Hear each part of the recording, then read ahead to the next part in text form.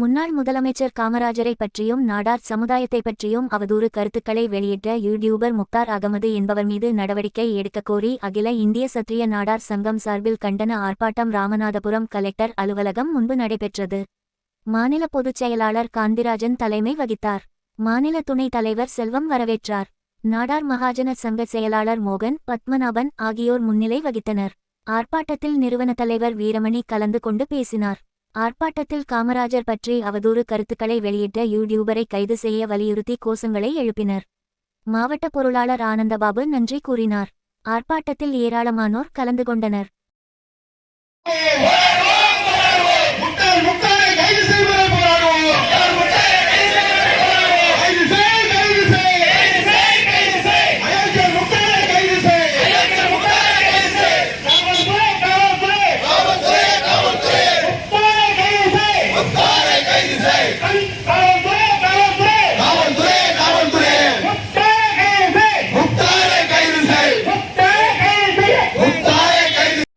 இது போன்ற பல செய்திகளை உடனுக்குடன் தெரிந்து கொள்ள சப்ஸ்கிரைப் பண்ணுங்க. மறக்காம பெல் பட்டனையும் பிரஸ் பண்ணுங்க.